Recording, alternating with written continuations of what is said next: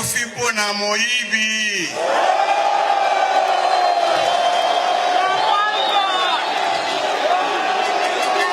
Ezalaki bongo mokolo ya samedi le 29 avril 2023. Date oyo bana mboka nyonso basanganaki pona kolakisa na mokili mobimba ke mboka Congo mobimba bazali na bango na nsima ya mokonzi ya mboka Félix Antoine Tshisekedi Tshilombo Fachi Beton nde mokolo ya sortie officielle ya Union Sacrée de la Nation na bongo mwana mboka Tongo Thierry Maloba Makolo Mulomba na bana lukunga nyonso section Ngomba Kikusa cellule Machocho bango nyonso bazalaki wana pona ko accompagner mwana mboka Thierry Maloba na yango bana Ngomba Kikusa bazangaki na bango maloba te pe ba communicaki boyoka ya liboso na oyo nga nazo constate awa n'est-ce pas opposition ezate ya solo biso banso bi population oyo toza nsima ya mokonzi ya mboka tokozala na 2023 na candidature moko toza na candidature mosusu te bamosusu wana baza bafarceur tokozala na candidature ya mwana mboka oyo abotami na tata congolais mama congolaise aza patriote. Alors mpona baaction oyo ye asali c'est pourquoi tozali komona population oyo ezoloba ke tozali uni tolingi tozala na candidature moko biso banso toza derrière na nsima ya mokonzi moko n'est-ce pas Fachi Beton.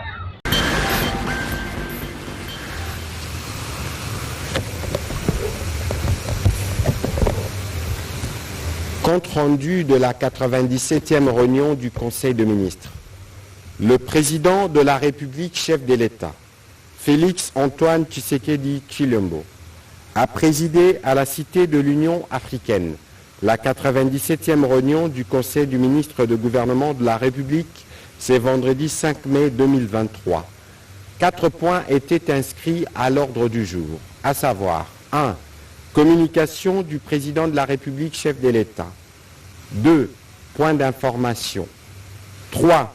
Approbation d'un relevé des décisions de Conseil de ministres.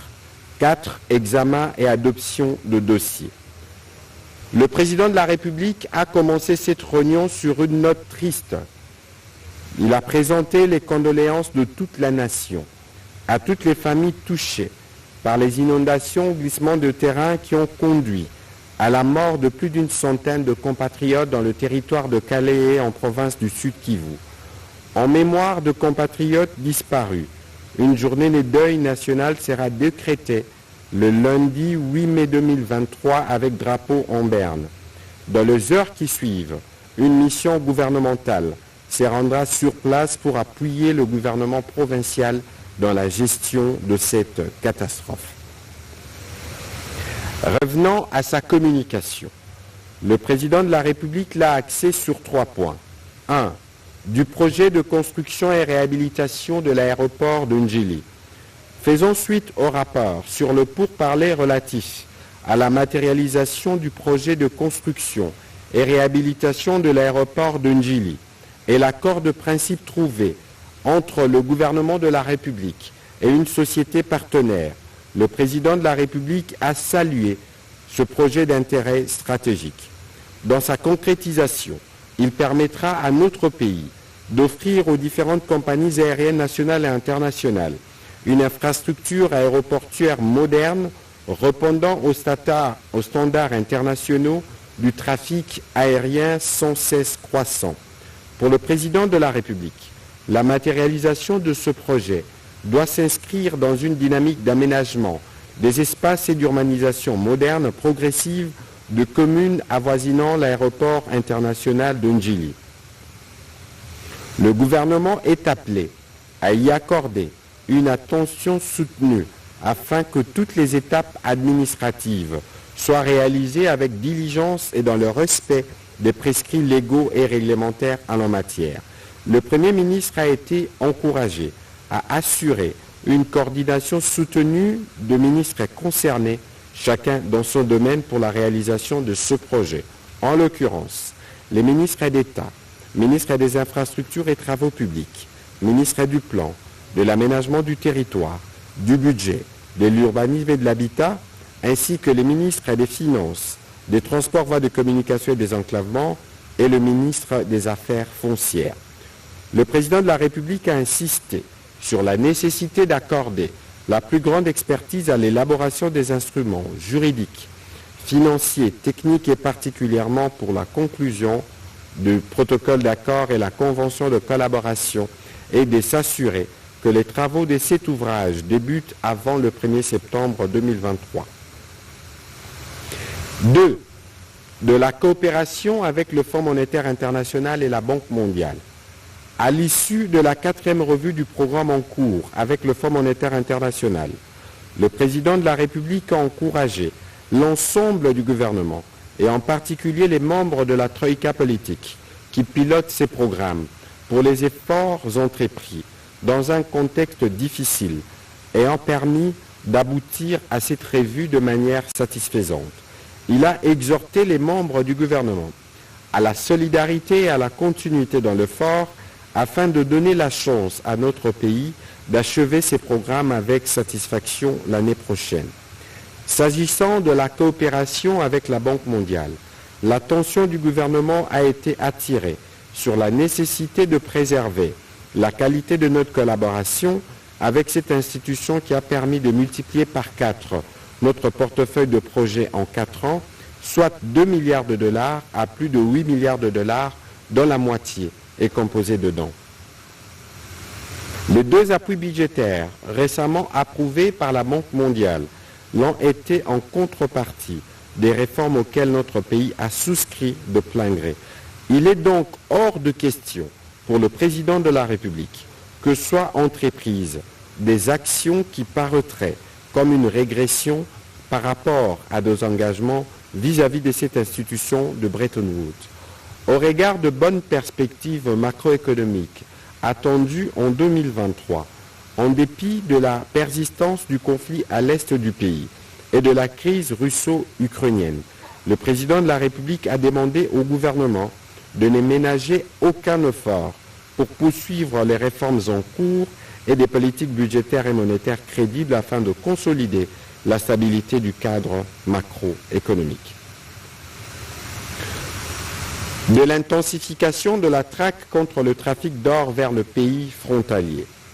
Le président de la République a salué l'interpellation à la suite d'une opération d'envergure menée par nos services dans la province du Sud Kivu, d'un réseau de trafiquants d'or parmi lesquels se comptent des hauts fonctionnaires de l'État affectés dans différents services opérant aux frontières et des opérateurs économiques étrangers avec la complicité des pays frontaliers, siège de leur domiciliation principalement au Rwanda. Les premiers résultats des perquisitions ont mis en exergue de quantités importantes d'or et de fortes sommes d'argent en différentes monnaies étrangères. Quoique les enquêtes sur le blanchiment des capitaux et le financement du terrorisme ainsi que sur l'exploitation et l'exportation illégale de l'or dans la province du Sud Kivu se poursuivent, le président de la République a tenu à condamner le rôle néfaste que jouent les dépositaires des prérogatives de la puissance publique dans la pérennisation de la guerre à l'Est lorsqu'ils abusent de leur position. En vue de mener efficacement cette lutte contre le trafic d'or, la ministre des Mines a été chargée de mener activement une campagne de communication sur la détermination du gouvernement dans la lutte contre le trafic d'or et les risques encourus par tout individu, service administratif ou institution qui se livre à cette forme de trahison de la nation. Quant à la ministre d'État, ministre de la Justice et garde des Sceaux, et au ministre des Finances, ils ont été appelés à s'entourer des compétences de la cellule nationale de renseignement financier CNRF, de l'inspection générale de finances IGF et de la Commission nationale de lutte contre la fraude minière pour joindre leurs expertises avérées dans cette lutte. Le président de la République en a appelé à la vigilance collective de la population pour lutter contre ces fléaux. À la suite de la communication du président de la République, le Premier ministre chef du gouvernement a axé sa communication autour de 3 points principaux. Premièrement, la poursuite du programme des réhabilitations et des constructions des infrastructures universitaires. Il a rappelé que la première phase de ce vaste chantier concernait notamment l'Université de Kinshasa, l'Université pédagogique nationale, l'Institut national des bâtiments et des travaux publics, l'Université de Mbuji-Mayi, l'Université de Kananga, l'Université de Bunia et d'autres encore prochainement. Après l'Université de Kinshasa, le président de la République a procédé le mercredi 3 mai 2023, exactement 2 ans après sa ferme promesse, à l'inauguration de la première phase des ouvrages construits et réhabilités à l'Université pédagogique nationale, la réhabilitation par le gouvernement de 2 homes des étudiants désertés depuis 2012, qui intervient après 60 ans depuis que cette première université officielle de l'État congolais fut construite. Dans la même dynamique, dans le cadre de la coopération sino-congolaise, à la fin de cette année, sera inauguré le centre culturel et artistique pour l'Afrique centrale, qui abritera l'Institut national des arts. Le Premier ministre chef du gouvernement a félicité le président de la République pour sa vision pour un Congo grand et moderne et qui se matérialise chaque jour. En deuxième lieu, la communication du Premier ministre a porté sur les secteurs de la formation professionnelle et des métiers. À ces sujets, il a encouragé les efforts de rationalisation d'une nouvelle approche post-crise proposée par le ministère de la formation professionnelle et métiers visant la transition de l'économie informelle vers le modèle formel.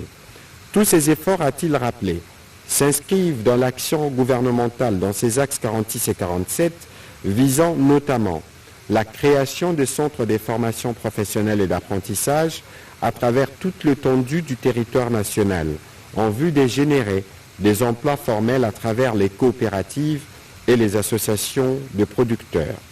Le Premier ministre a axé son dernier point en informant le Conseil de la tenue de la réunion interministérielle le 4 mai 2023 pour les préparatifs de la session prochaine de l'examen d'État. Conscient de l'importance que revêt cet examen national et en vue de garantir un climat serein durant les épreuves, il a rassuré que le gouvernement de la République poursuit des efforts pour tenir les engagements pris avec les syndicats du sous-secteur dans les cadres des différents accords, notamment l'accord de Bibois, tel que réévalué à Mbola. Le Premier ministre a souhaité enfin bonne chance à plus d'1 million de jeunes finalistes du secondaire qui démarrent, finalistes du primaire plutôt, finalistes du secondaire, qui démarrent les épreuves préliminaires des examens d'État le lundi 8 mai 2023. Parmi ces finalistes, l'on compte 409 478 filles, soit un accroissement notable qui dénote de l'inclusion du genre dans la dynamique du développement de notre pays. Abordant le deuxième chapitre du Conseil de ministres de ce jour, relatif au point d'information, le vice-premier ministre, ministre de l'Intérieur, Sécurité et Affaires coutumières, a présenté au Conseil l'état du territoire national. Il a indiqué que l'état d'esprit de la population a été marqué cette semaine par la satisfaction d'une grande partie de l'opinion politique nationale consécutive à la mobilisation observée à l'occasion de la sortie officielle de la plateforme politique Union sacrée de la nation. L'attente de la population sur l'issue de la réunion du mécanisme régional du suivi de l'accord cadre pour la paix, la sécurité et la coopération sur l'insécurité à l'est de la République démocratique du Congo, prévue à Bujumbura ce 6 mai 2023. Évoquant quelques aspects dans les volets sécuritaires, le vice-premier ministre, ministre de l'Intérieur, a mis l'accent sur la persistance des affrontements entre les communautés Mbole et Lengola dans les villages Lula, Ngenengene, Lokata, Bego et Otobio dans la province de la Chopo, occasionnant plusieurs pertes en vies humaines et de nombreux blessés, dont quelques éléments des forces de défense et de sécurité, mais aussi plusieurs déplacés dans la commune de Lubunga en ville de Kisangani. De mesures conservatoires ont été prises et il s'observe une certaine accalmie pour le moment. Une mission conjointe de cadre du ministère de l'Intérieur et des élus du peuple est envisagée afin de rétablir l'ordre public et la paix sociale. Dans les volets politiques, il est observé ces derniers jours des situations d'intolérance entre partis politiques, principalement dans les provinces de l'Équateur, du Haut-Katanga et du Sankuru. Les dirigeants politiques sont invités à éduquer civiquement leurs militants pour que les partis politiques ne se transforment pas en un espace d'affrontement sans fondement, a conclu le vice-premier ministre, ministre de l'Intérieur.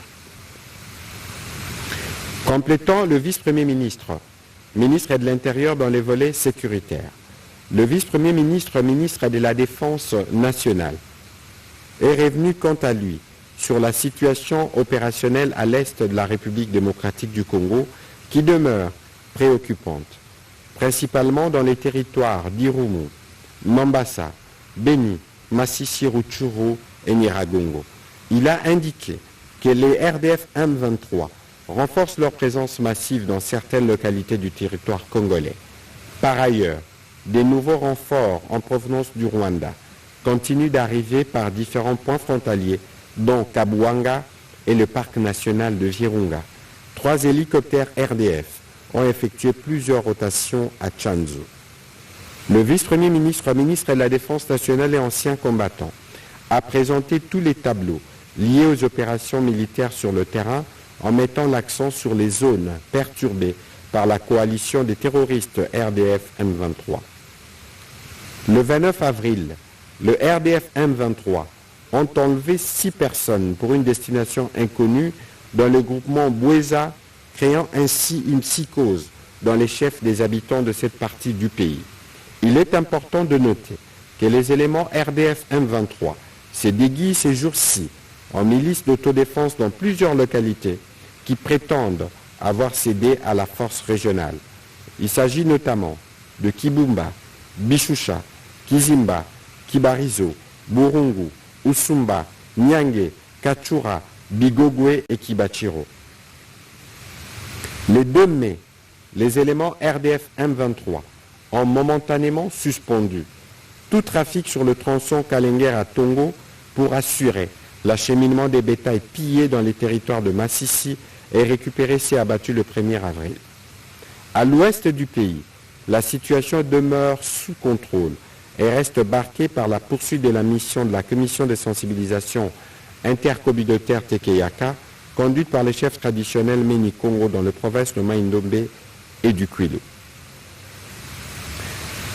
Abordant le chapitre sanitaire, le ministre de la Santé, Hygiène et Prévention, représenté par son vice-ministre, a présenté au Conseil la situation sanitaire du pays, axée essentiellement sur les maladies épidémiologiques, notamment le choléra, la rougeole et le Covid-19.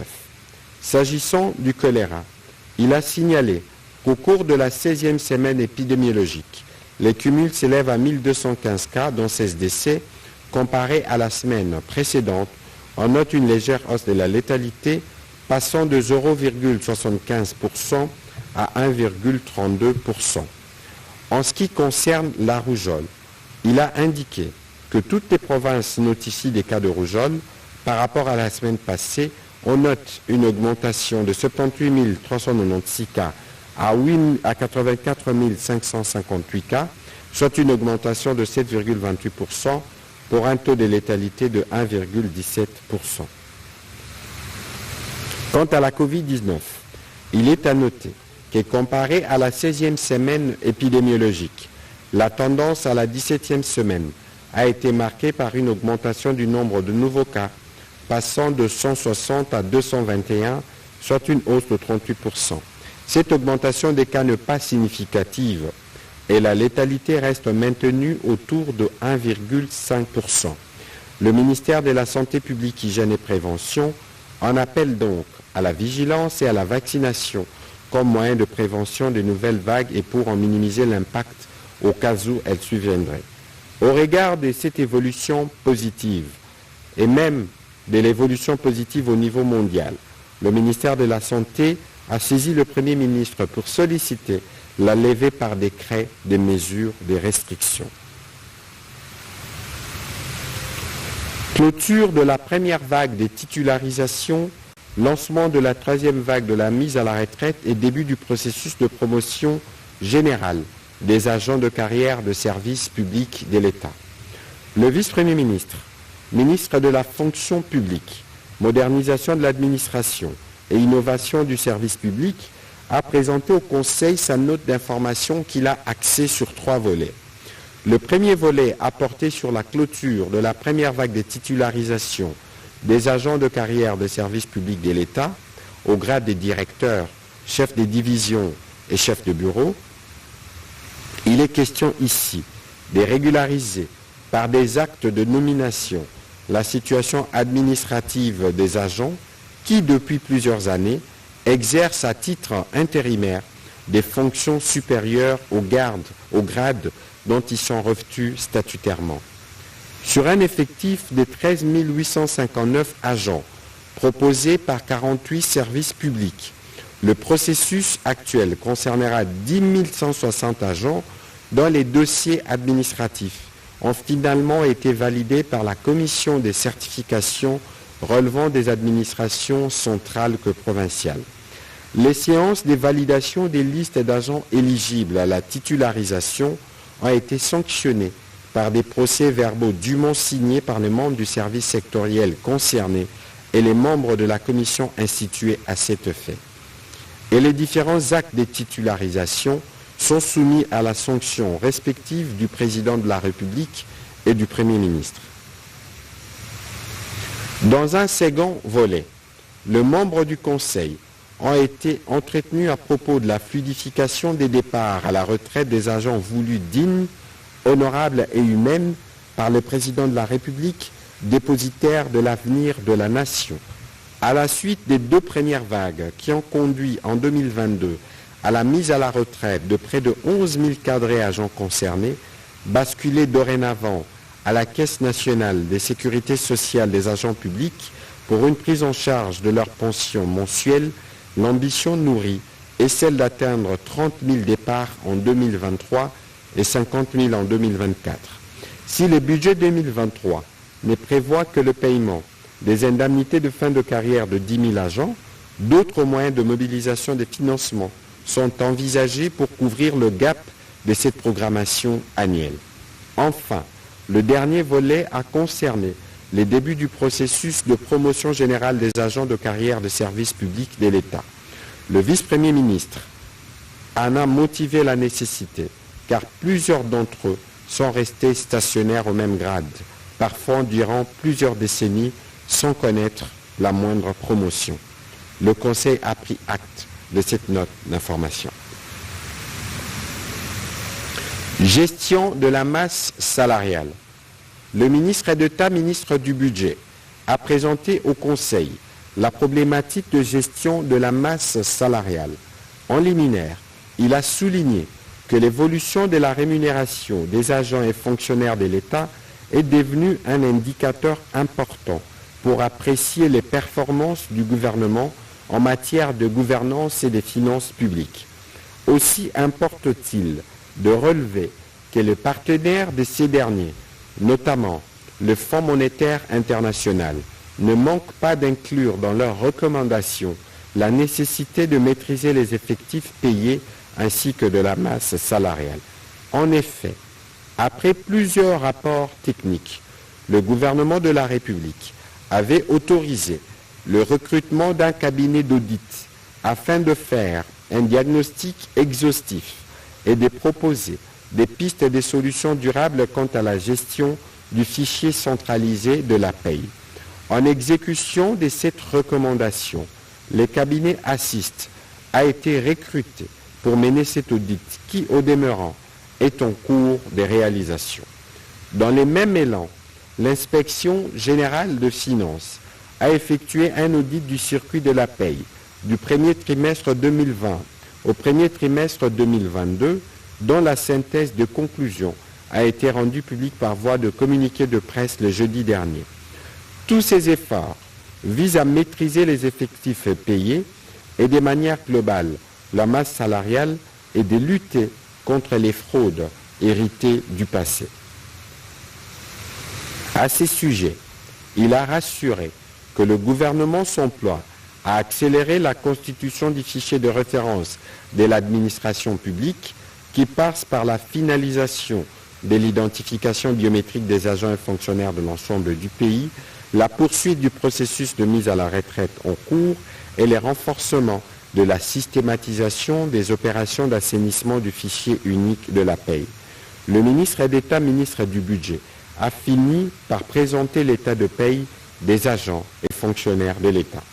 Le Conseil a pris acte de cette note d'information. Toujours sur ces chapitres de points d'information, financement par l'Agence française de développement d'un projet de ville durable pilote secondaire à Boma au Congo central. Le ministre d'État, ministre de l'Aménagement du territoire, a présenté la note d'information relative au financement par l'Agence française de développement d'un projet de ville durable au Congo central, précisément à Boma. À la suite des échanges subséquents sur la question de la promotion des villes durables, l'Agence française de développement a mis à disposition un financement global de 50 millions d'euros, dont 10 millions d'euros de subventions et 40 millions de prêts souverains concessionnels. Le ministre d'État, ministre de l'Aménagement du territoire, a souligné que ce projet aura comme ville pilote Boma, au regard de son caractère symbolique d'ancienne capitale de la République démocratique du Congo et de son accessibilité. Les axes prioritaires du projet seront approfondis à l'issue de l'étude des faisabilités dont les termes des références seront élaborés en étroite collaboration avec l'Agence nationale de l'aménagement du territoire ANAT. Le Conseil a pris acte de cette note d'information. Quatrième revue du programme avec le Fonds monétaire international et financement de certains projets liés aux infrastructures. Au terme de 2 semaines d'échanges, la mission du Fonds monétaire international et la partie gouvernementale ont clôturé le cadrage macroéconomique, fixé les cibles du programme pour l'année 2023 et discuté des mesures de réforme à mettre en œuvre pour permettre à la République démocratique du Congo d'accéder au nouveau fonds de résilience et de durabilité. Le ministre des Finances a fait le point de ces différentes réunions au Conseil de ministres. Un accord au niveau des services a donc été obtenu. En attendant sa confirmation par le Conseil d'administration du Fonds monétaire international prévu le 28 juin prochain, cet accord confirme une fois de plus les performances de croissance économique exponentielle à 8,9% en 2022 et la gestion macroéconomique prudente assurée par le gouvernement sous l'impulsion du président de la République. Il donnera lieu à un 5e décaissement de plus de 200 millions de dollars américains d'appui à la balance de paiement.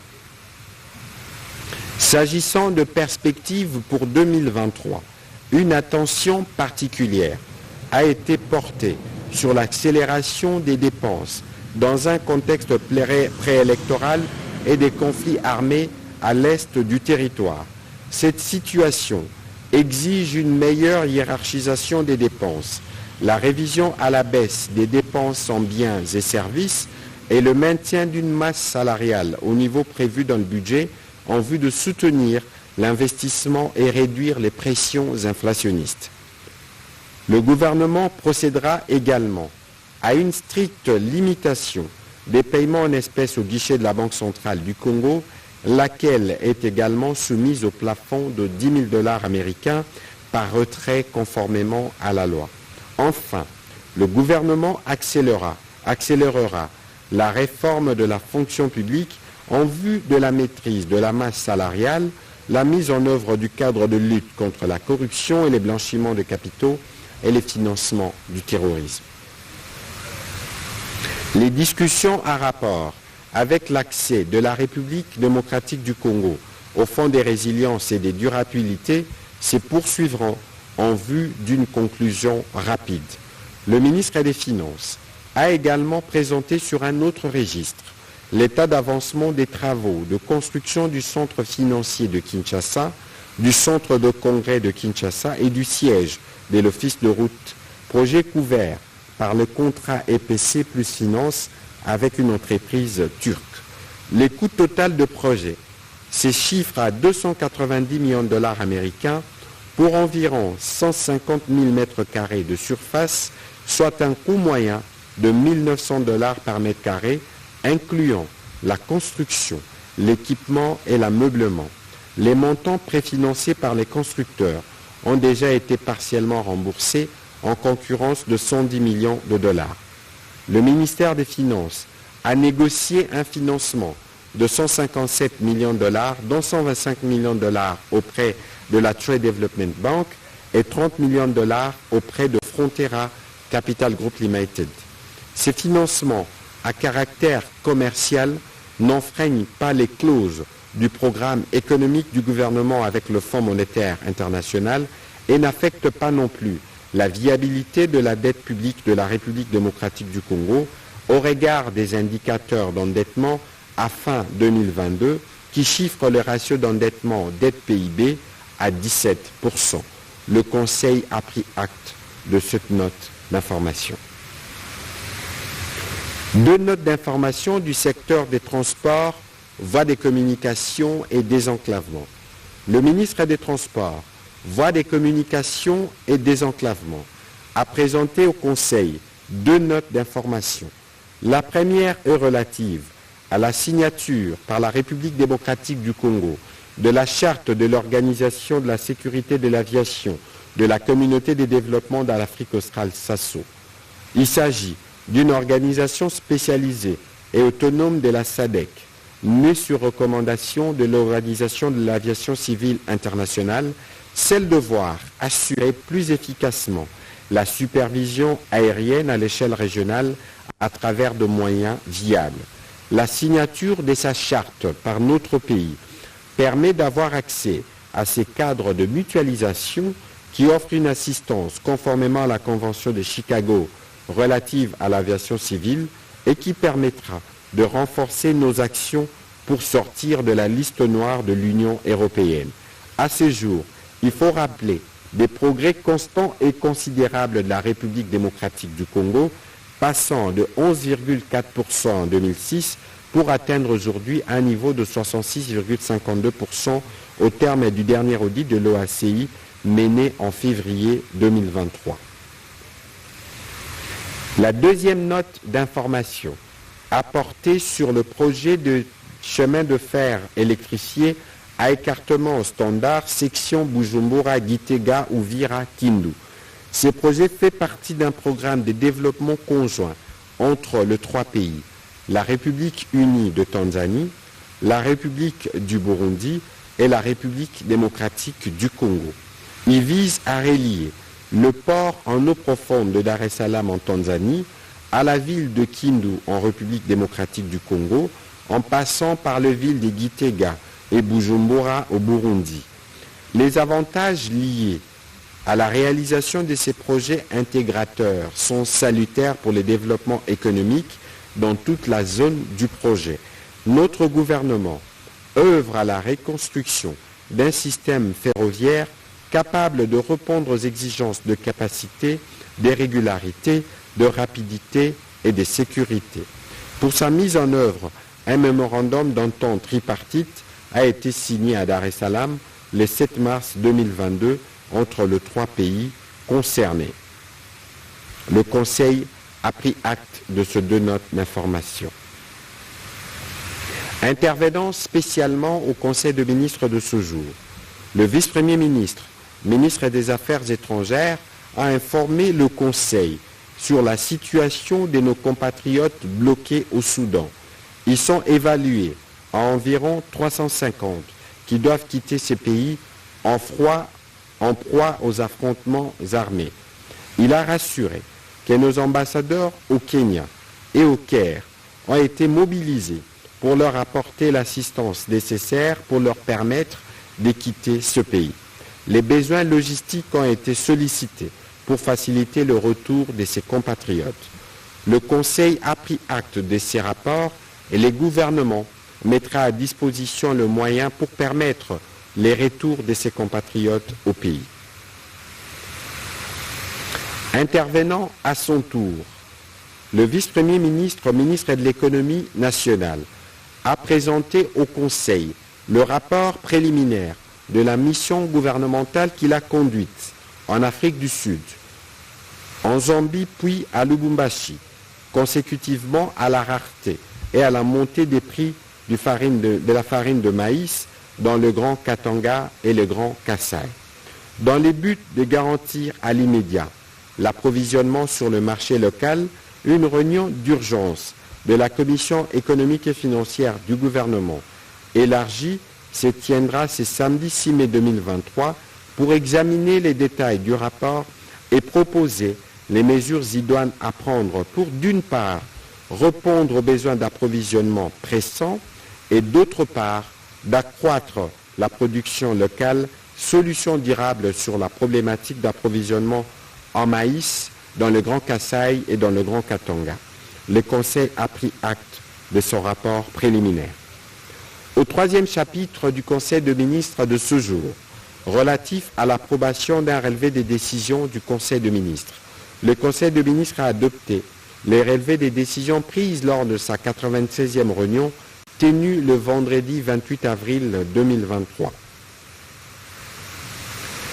Au dernier chapitre du Conseil de ministres de ce jour, relatif à l'examen et à l'adoption d'un texte, le ministre des Droits humains a soumis au Conseil pour examen et adoption le projet de décret modifiant et complétant les décrets numéro 22/38 du 6 décembre 2022 fixant les statuts d'un établissement public dénommé Fonds national des réparations des victimes de violences sexuelles liées au conflit et d'autres crimes contre la paix et la sécurité de l'humanité en République démocratique du Congo, FONAREV. En effet, dans le cadre de sa vision de restaurer la paix et la cohésion nationale, le président de la République, chef de l'État, a engagé les pays dans un processus d'implémentation de la justice transitionnelle et dont un volet important porte sur les réparations en faveur des victimes de toutes les atrocités ainsi que leurs ayants droit. Il est apparu nécessaire et urgent d'instituer un fonds des réparations des victimes des conflits armés en tant que structure nationale permanente conçue sur les modèles préconisés par la politique de justice transitionnelle de l'Union africaine en vue de booster la solidarité nationale et internationale et de canaliser ainsi les ressources financières nécessaires aux réparations des victimes ou de leurs dépendants, a motivé le ministre des Droits humains. À cet effet, le 6 décembre 2022, les décrets fixant les statuts d'un établissement public dénommé Fonds national de réparation des victimes de violences sexuelles liées au conflit et d'autres crimes contre la paix et la sécurité a été signé après son adoption au Conseil des ministres.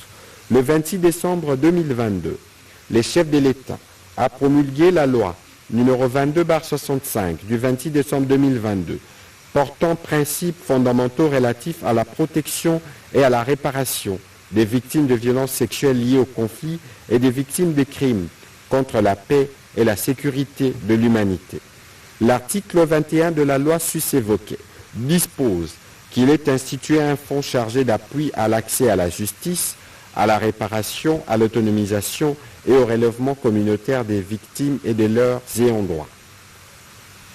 Les décrets numéro 22/38 du 6 décembre 2022 fixant les statuts du FONAREV ayant été adoptés avant la promulgation de la loi numéro 22/65 du 26 décembre 2022 susmentionné, il a été jugé nécessaire de le rendre conforme à la dite loi. Et c'est cette raison principale qui justifie sa modification. Après débat et délibération, le Conseil a adopté ce projet de décret.